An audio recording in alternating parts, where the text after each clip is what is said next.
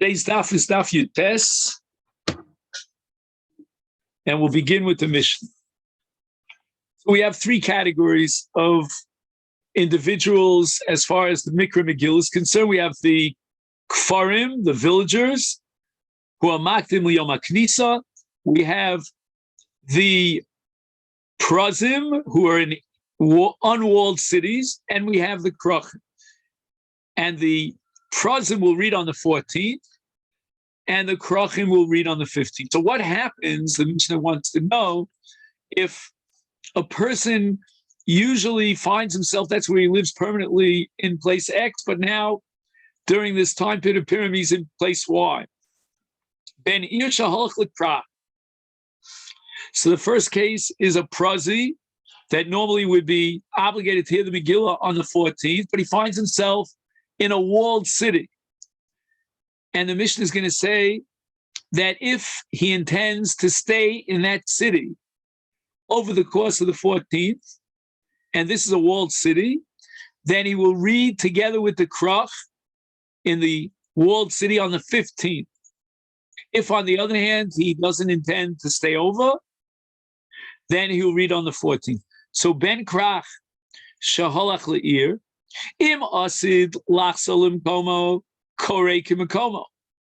If his intention is to go and relocate himself in, whether it be an Ir Prazi or whether it be a Krach, then he'll read Kimkomo. But if Lav, then Korei Mayim. If he has no intention of immediately returning to his place of residence, Rav is going to explain what that means, then he reads like the people where he finds himself. That is the Reish of the Mishnah. The Seif of the Mishnah is a three-way machlokas about where we start reading the Megillah. Mehechen Korei, honestly, give you all to you, in Shabner or Mekula, you have to read the entire Megillah from beginning of end, from Vahivi Mechashverosh. Rabbi Yehuda Omer, no, let's start with Ish Yehudi, Haya B'Shishan Abira, and Mordechai becomes the focal point of the Megillah, therefore we'll start with Mordechai. Rabbi Yossi Omer, Me'achar Advarma Eile, we're starting with Haman. Omar Rava says the following: when the Mishnah says that a Ben Krach, who finds himself in a Prazi, in an unwalled city, he will read with the members of his city, that's his makom, where he resides, on the 14th. Lo shano el sha'asid lachzar b'leil yudal. On the night of the 14th, sometime before daybreak of the 15th, he will be back in his local town.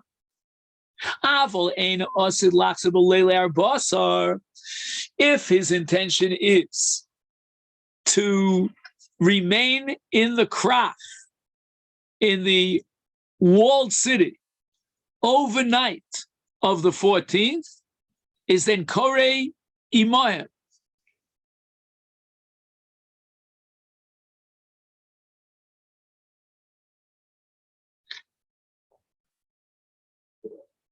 Let's take it again from the top. Omar Rava, Lo shanu elo sha'asid lachzar b'leilei yudalit. When do we assume that he will read on the 15th? Because he's going to return to the walled city on the night of the 14th. So even though everyone around him is reading the Megillah, it's Leil Yudalid, and it's a Prazi, but his intention is that sometime during the night, that's how Rav interprets it, he will return to the Krach. And therefore, it's considered Asid Lachza, right? Because during that course of the night, he will be returning to the Krach. So then he doesn't read on the 14th, he'll read on the 15th. But If, says Rava, his intention is to stay overnight on the 14th, and he reads together with the prazi on the 14th. Amar Rava minan minule. How do I know this? Tichsiv al kain haYehudim haprazim hayoshvim bi'orei haprazos. There's a certain redundancy here in this pasuk. He says Michtei Ksiv. It says haYehudim haprazim. And then it says hayoshvim bi'orei haprazos. I mean, that's a repetition, almost word for word. Obviously, if they're Yehudim prazim, then the Yoshvim V'arei Prazos.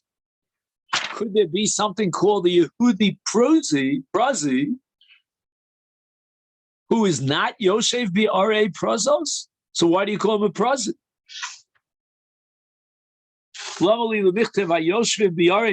Obviously, if he's a Prazi, and that's what it says at the beginning of the Pasuk, Yehudim Prazim, obviously he's a Yoshev V'arei Prazos, unless we could have a Prazi who is not now presently at this moment dwelling in the Arei Prazos.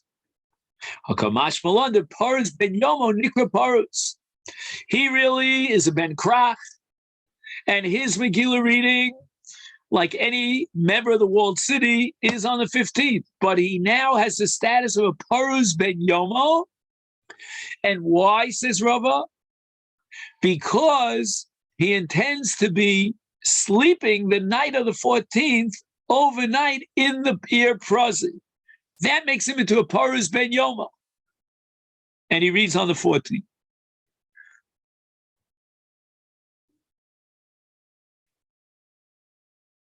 So again, the quiz question is, can you have a Ben Kraf who has the status of a Ben Parus? And the answer is yes.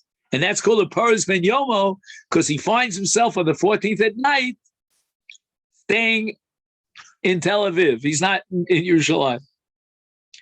I ask Ashkelon Parus Mukaf Minolan. How do you know the opposite? Namely, that a Parus could be considered a member of a Krach. He doesn't live in the Krach, but he's considered a Krach.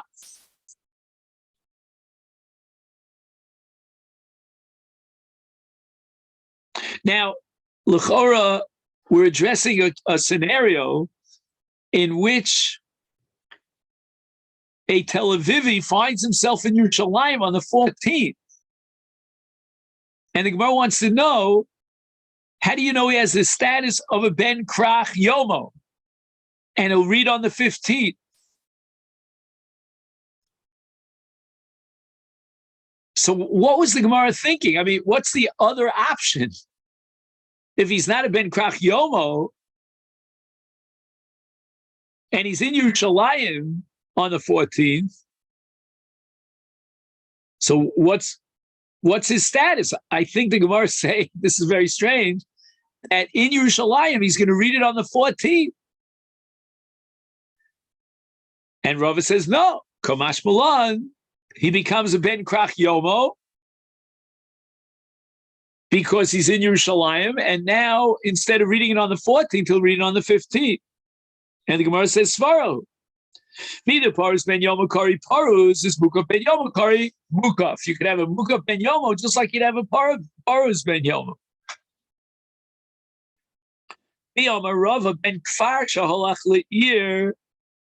Imagine, he read the Megillah on Yud Aleph, Yud Beis, Yud Gimel in his village.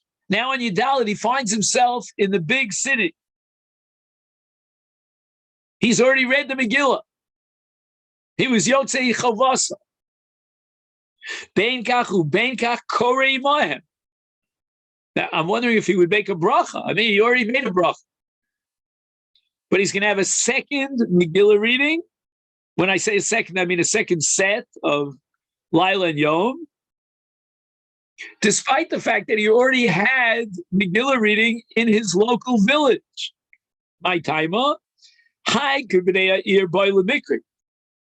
In truth, according to the strict letter of the law, everyone should be reading the Megillah on the 14th. even a villager. For Rabbanan who dakili ala kfarim, the Rabbanan made a kula that insofar as he will not be available on the 14th, we have to make him free. So we gave him a license, a special permission, and we allowed him as a concession to read the Megillah on Yud Aleph Yud Beis Yud Gimel, B'Yom HaKnisa.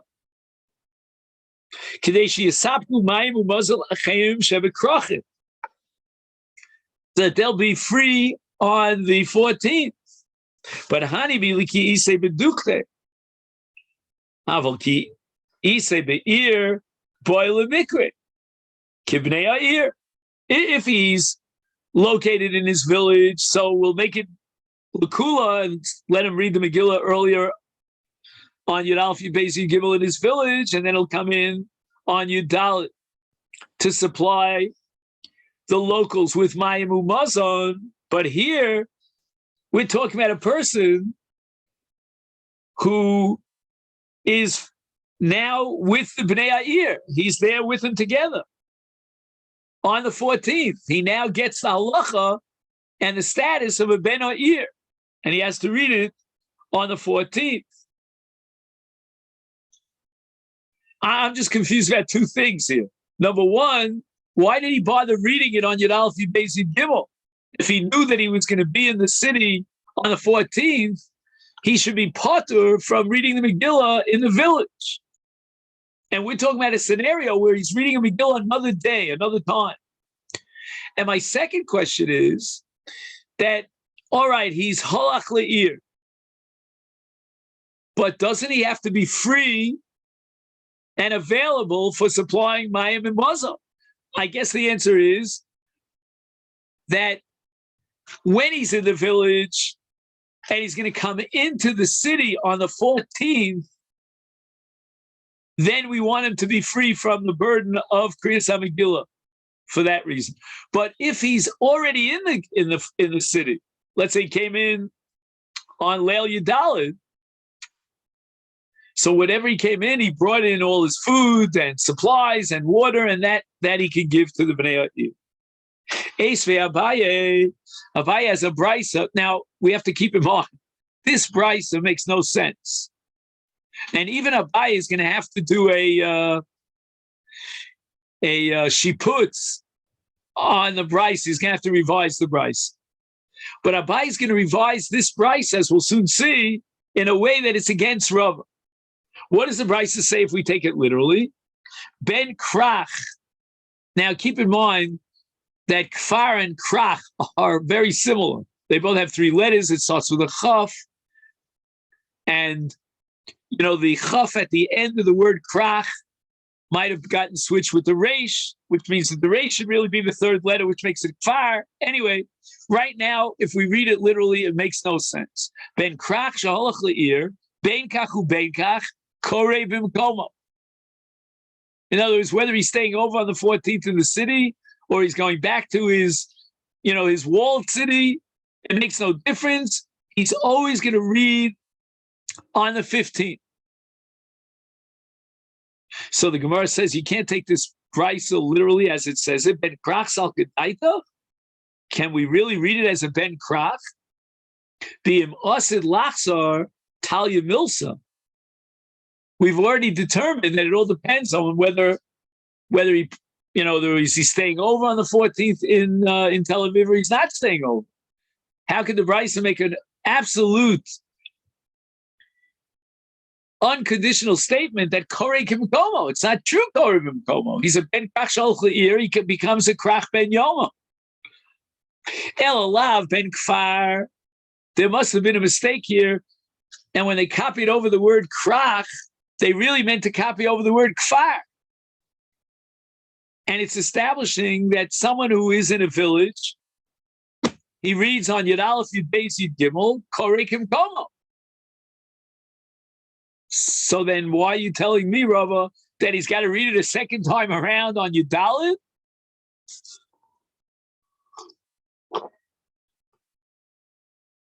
So the Gemara says, Tabai, wait a second. Lav terutza metarzi. It's a rhetorical question. You're already playing around with the text. By your own admission, this text is not a true version of the text. Is tni korei mayim. So maybe we could make another correction here, and instead of korei kimgomo, it's korei mayim, which means that Rava and his ruling is written here in the Brisa that a ben kfar is korei imahem. He finds himself in the city on Yudalid, and that's when he reads the Megillah. Echen koreis Megillah. So in our we have three shitos, but the Brisa is going to add a fourth sheet. Tanya, we learned in the Brisa of Ben Yochai Omer Mi Belayla Hahu. We didn't have that in our Mishnah. This is the biggest kula because Belayla Hu is already, I think, in Perek Vav. Let's see if I'm right. Yeah, in Perek Vav. That means Rabbi Yochanan ben Zakkai cut out the first 5 chapters of the Megillah as far as Kriya is concerned. We're going to see that the Megillah has to be written in whole.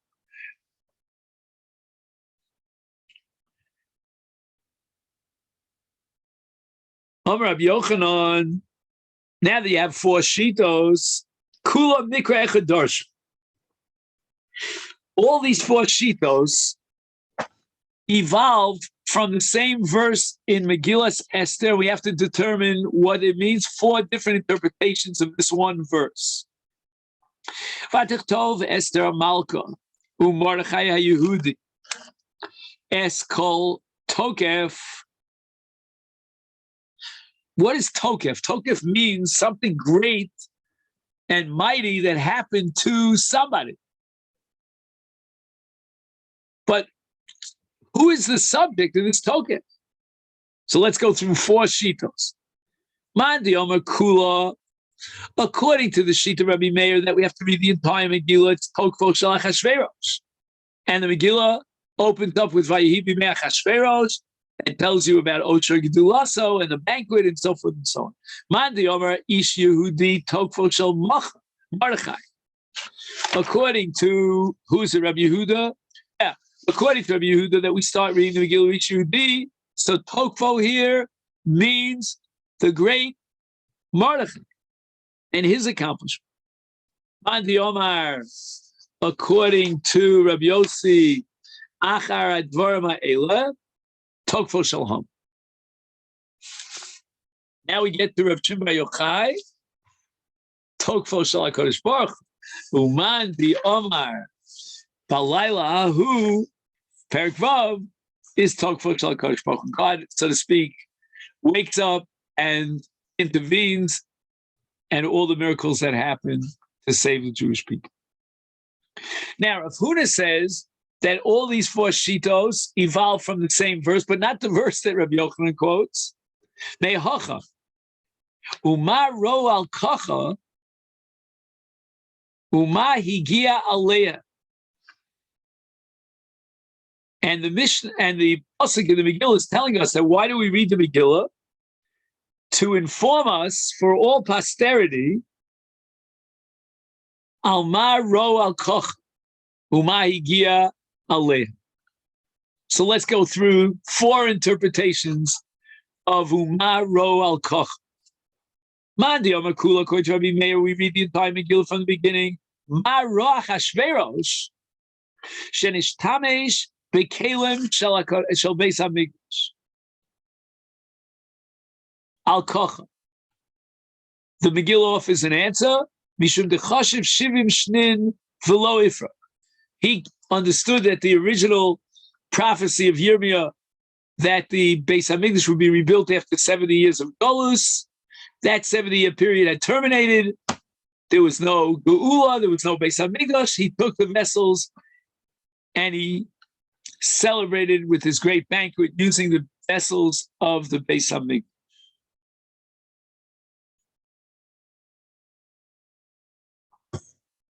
What about the end of the pasuk?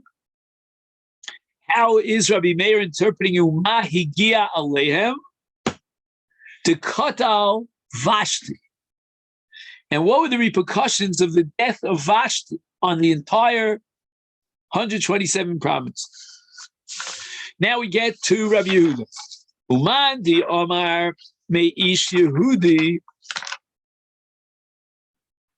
And we start with, excuse me, we start with Mordechai. Is Ramah Ra Mordechai the Ikane Bahaman? What was it about the behavior of Mordechai that incurred the jealousy of Haman? Al Kocha. Because Haman was presenting himself as an object of avodah zarah, of worship. Tishavi nafshe avodah zarah. And that's why Mordechai refused to bow, and he provoked the anger of Haman. Uma higia leah tisrachesh nisa. Beautiful. That the miracle came about because of Mordechai's dedication and rejection of avodah zarah. And this is Reb Shimon Bar Yochai. No, I'm sorry. This is Reb Yossi. That we start with Haman. Ma ra Haman sheniskani b'chol haYehudim. Why was he angry at the entire Jewish community and he wanted to destroy them? Al kacha, because Mordechai lo yichrav v'lishtach. Get angry at one Jew, you want to take it off and annihilate the entire Jewish nation. Umay Gia Leam, and what ended up with Haman? Tolu Osuves Banavalets. Mandi Omi Milaila Hu. Now we're up to Reb Shimon Bar Yochai. Ma Roach Hashverish Lahavi Sefer HaZichronos. What is the background for Achashverosh bringing out the book of records on that night when he couldn't sleep? Al Kacha to Minse Esther Lahaman Badeh. That he was invited to a banquet of Esther and Haman, which means in the phobia of the mind of Achashverosh, they are plotting to kill him. And if they're plotting to kill him, then he's going to take out the Sefer HaZichronos, check out that maybe he has a good friend, a loyal citizen who saved his life and wasn't properly rewarded. Umahi Gialev Disrachesh Nisa.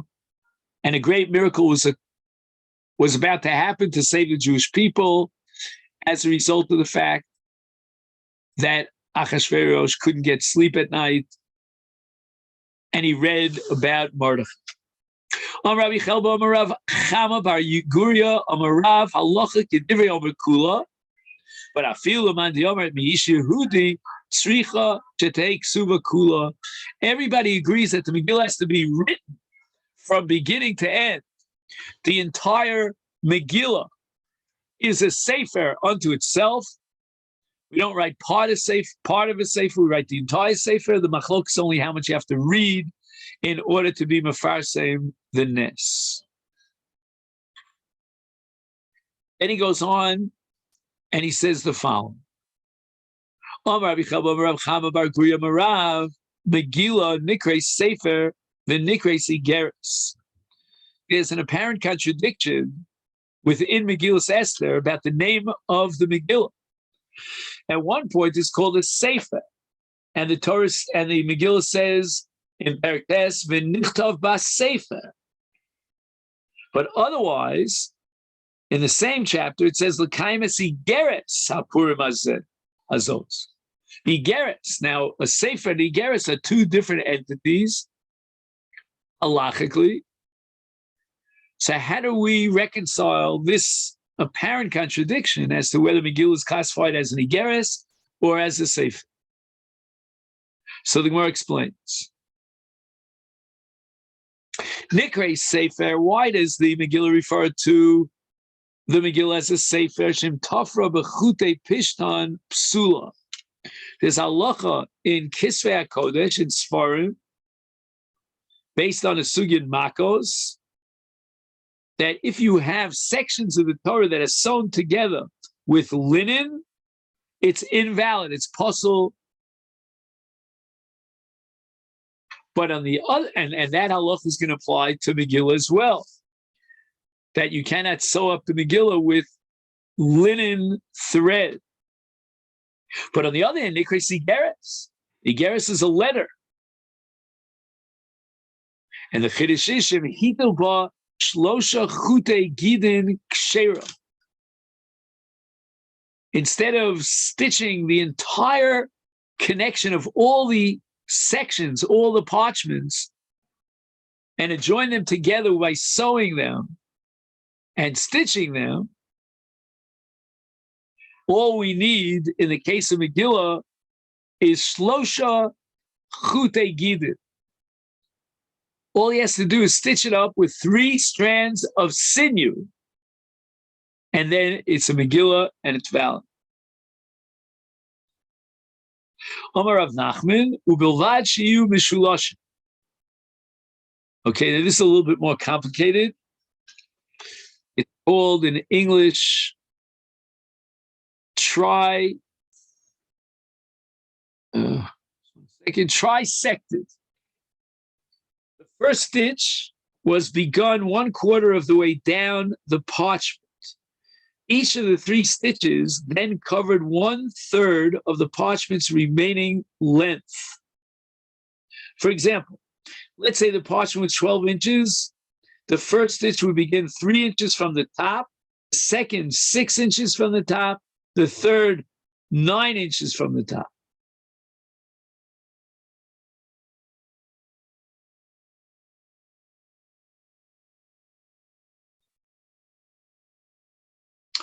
What happens if he has many svarim amongst, right, in one scroll, and amongst them he has Megillas Esther? Can he read Megillas Esther from that scroll? And the answer is lo yotza. Why not? Because you have to have a clear heker adover. It has to appear to everyone that he is interested, not in general reading of scriptures, and he happens to read Megillah, but he's interested in reading the Megillah. How do we know? And how does he make it appear that he's interested in reading the Megillah? Because it's written as a separate sefer. But if it's written as a sefer hakosu ben aksuvim, then lo yotz. Amar Rava lo amar el de lo machasra umiyatra purta. Avo machasra umiyatra purta less lon ba.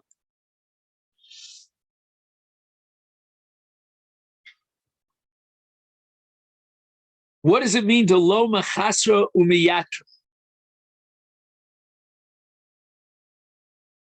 Sometimes you could have a parchment that's longer and you attach it to a parchment that's shorter. And then it's nikar la'ayin that each one is like, yeah, it's been written as a separate sefer, even though they're stitched up together.